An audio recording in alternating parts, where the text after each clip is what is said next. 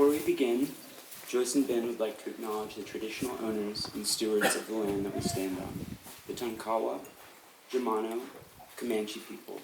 Together, let us pay our respects to their elders, past, present, and emerging, as they hold the memories, the traditions, and culture of the peoples forcibly removed from their homeland. Welcome, family, friends, and loved ones.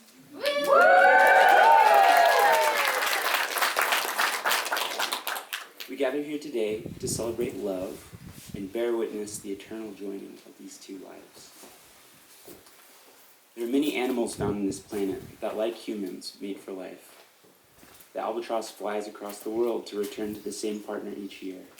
Lizards in Australia grieve their partners for days when they die.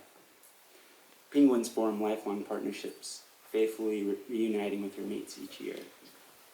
Humans are the only species that we know of to gather their friends and family together in ceremony, to celebrate love in their own special ways.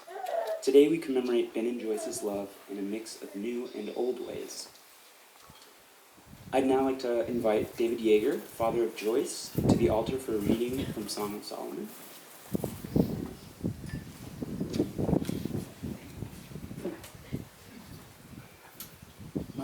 My beloved speaks and says to me, "Arise, my love, my fair one, and come away. Set me as a seal upon your heart, as a seal upon your arm. For love is strong as death, passion fierce as the grave. Its flashes are flashes of fire, a raging flame. Many waters cannot quench love, neither can floods drown it. If one offered for love all the wealth of his house, it would be utterly scorned." Thank you, David. I'd now like to invite Lisa Jason, mother of Ben, to read from Song of Songs.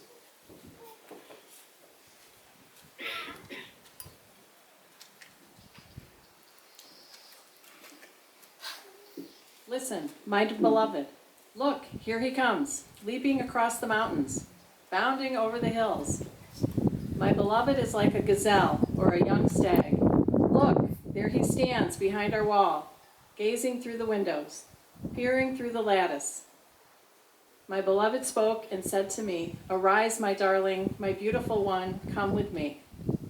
See, the winter is past, the rains are over and gone. Flowers appear on the earth, the season of singing has come. The cooing of doves is heard in our land. The fig tree forms its early fruit, the blossoming vines spread their fragrance. Arise, come, my darling, my beautiful one, come with me."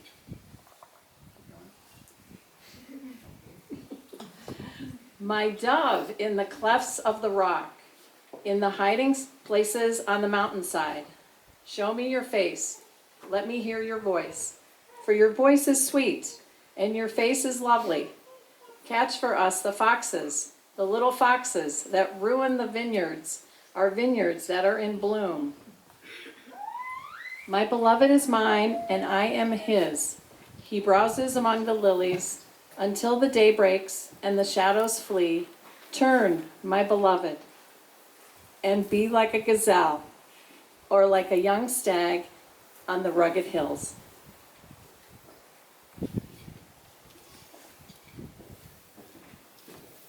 I'd now like to ask Audra Bardsley to come to the altar to read two passages on behalf of the loved ones who were not able to make it today.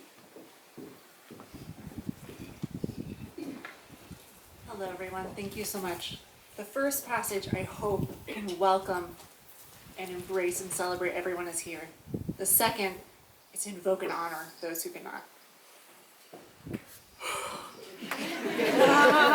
There was a kind of rushing noise, and a long chord played along with it.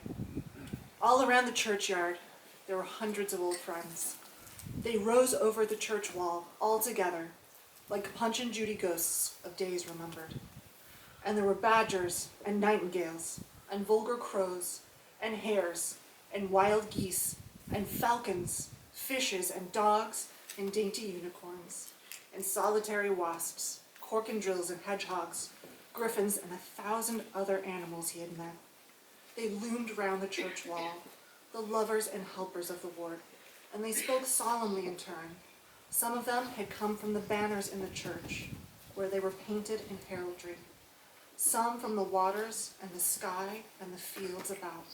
But all, down to the smallest shrew mouse, had come to help on account of love. Wart felt his power grow.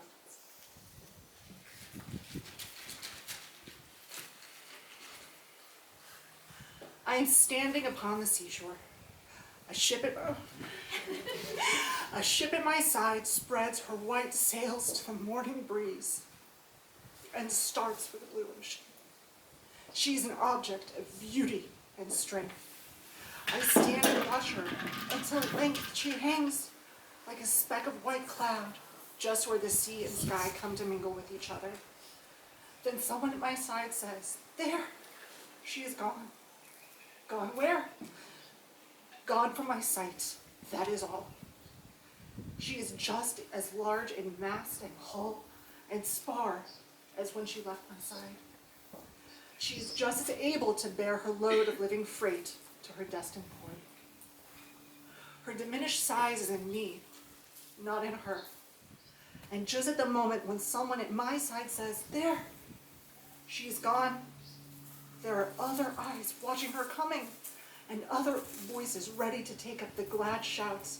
"Here, she is coming."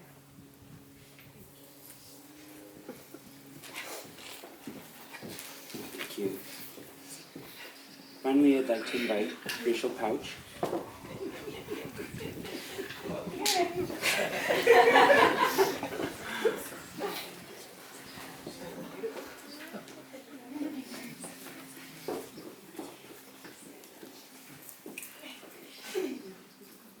In Praise of Earth by John O'Donoghue.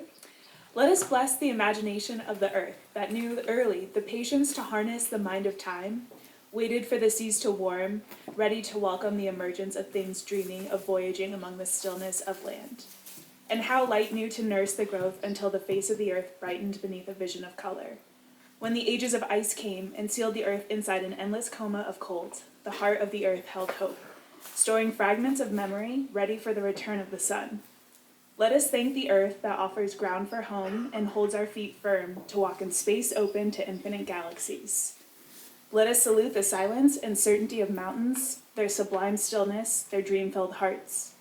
The wonder of a garden, trusting the first warmth of spring until its black infinity of cells becomes charged with dream.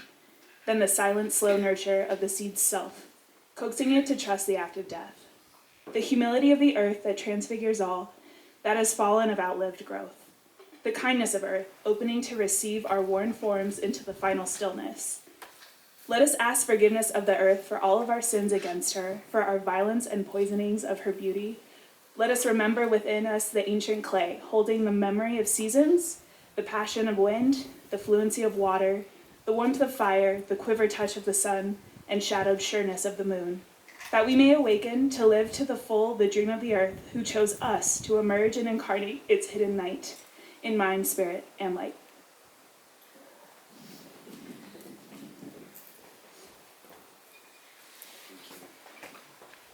In a world where women were once regarded as property and men the property owners, the couple choose to reject these past norms and instead recognize their freedom of choice and self-determination. Their wedding vows today are a testament to these values, a promise to honor each other's autonomy as a declaration not out of obligation, but of profound love and shared belief in the power of choice. In this celebration, we not only witness the union of two souls, but the union of their principles and the journey towards justice and an equitable future for all people. As you consider the commitments you will make to each other, we come to the point of the ceremony to pronounce your vows.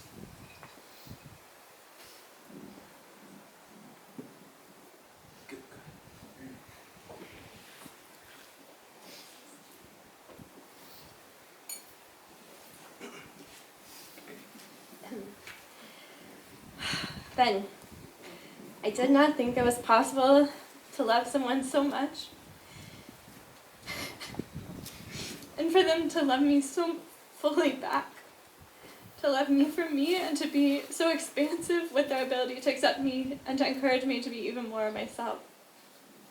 I know it took me a while to see the whole wonderful you and feel the same way, and I will forever be grateful for your patience.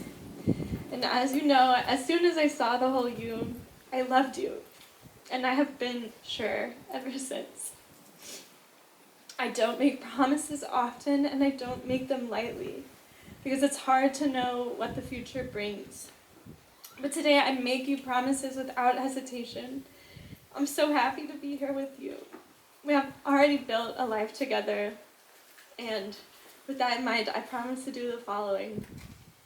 To continue to build a life we love together, to embrace change within ourselves and within our relationship, to love you as I change, and to love you as you change, and to love us as we change together. Promise to be open and honest, to be forgiving of myself and you when we make mistakes, to tell you when I'm upset and what about, to love you at your best and your very infrequent worst, to encourage and support you in all of your dreams, to make decisions together, to party and dance and sing with you, and to make all our moments fun, to give you my knowledge and to exchange ideas and passions and interests, to meet challenges with you, large and small, seen and unforeseen, to laugh and cry through the good and bad days together, to continue to grow my patience, to share my love, time, resources, and ideas with you freely, and to continue to grow our love for the rest of our lives. I am sure.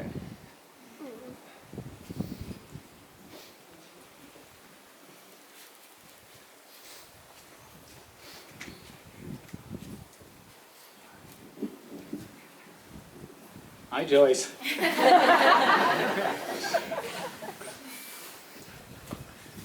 I love you. I can't believe I get to marry you.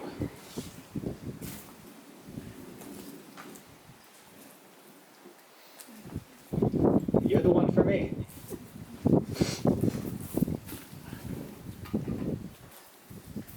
It wasn't love at first sight. That's ridiculous. But I figured it out really quick. I knew I wanted to spend the rest of my life with you when you first visited me back in New Zealand. And we were walking around in the dark on that beach in Marlborough. I can't even say that word still.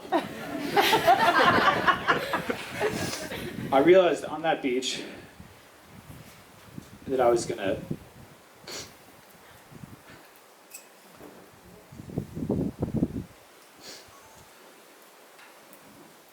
on that day I was going to need an entire lifetime with you.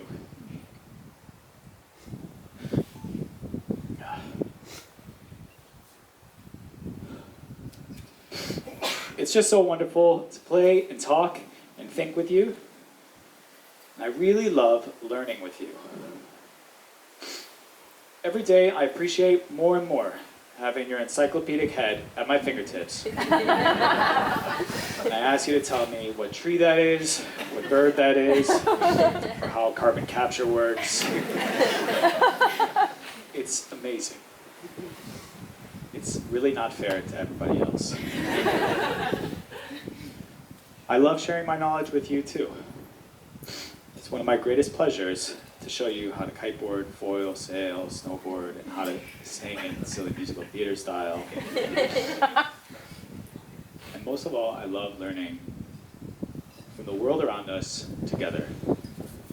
Together, we learn way more. We're testing our ideas together. We run our work problems by each other. And now we're learning how to sail offshore together. I vowed to keep learning with you for the rest of my life. And I also vowed to be curious with you.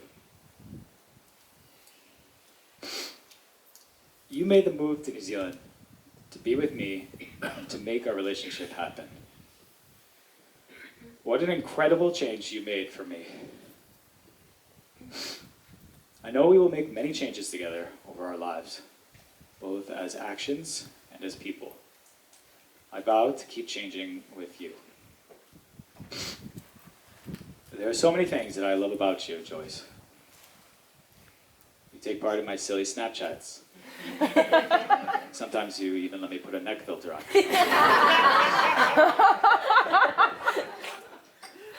Your silliness just brings me so much joy and makes life vibrant. Yesterday, I saw you absolutely thriving on the river with everyone, being so silly and fun. You are 10 out of 10 silly and fun. You have a PhD. You're really good at problem solving. You are 10 out of 10 smart. You are so incredibly beautiful. 10 out of 10 cute. You're incredibly honest with me and with everyone. 10 out of 10.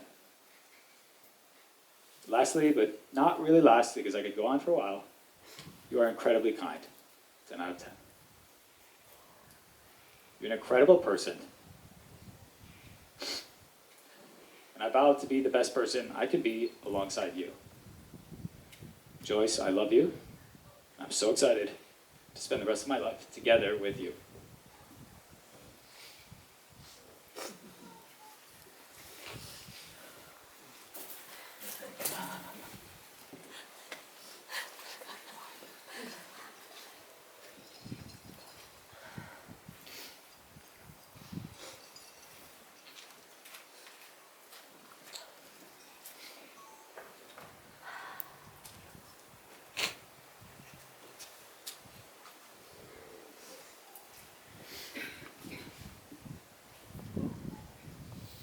Since the moment Joyce proposed, Joyce and Ben have worn engagement rings. These rings symbolize their continuing love and commitment to each other. After today, Joyce will start wearing an additional new ring that was made from her mother's ring, which in turn was made from her great-grandmother's ring. Okay. Do you, Ben, take Joyce to be your partner in life, law, and love? Do you, Joyce, take Ben to be your partner in life, law, and love? In the Jewish tradition, the act of breaking a glass by the groom at the end of the wedding ceremony serves as a powerful symbol with multiple meanings. The broken glass serves as a reminder of the historical hardships endured by Jewish people, ensuring that moments of joy are always accompanied by the memory of past sorrows. This act also symbolizes the sealing of the marriage, with any potential relationship cracks transferred to the glass, signifying the commitment to a seamless union. The foot goes down, the glass is smashed, the couple is officially married, and their two families have come together. For those of you witnessing this act for the first time, it is appropriate to clap, yell, or shout Mazel Tov when the glass is broken. Thank you. All right. By the power of your love and commitment, and the power vested in me by the state of Texas, I now pronounce you partners for life. Give me a kiss. Now